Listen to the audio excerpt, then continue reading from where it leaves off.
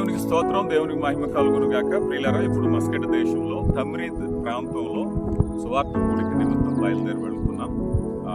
Muscat నుంచి Salalah రావడం జరిగింది. సలాల్ నుంచి మళ్ళీ తమ్రీద్ సుమారుగా ఒక 2 గంటల ప్రయాణం. అక్కడికి బయలుదేరి వెళ్తున్నాం. రాత్రికాల కూడికలో దేవునికి మహిమకరంగా జరుగులాగున ప్రార్థించండి. మీ కొరకు ప్రార్థిస్తున్నాం.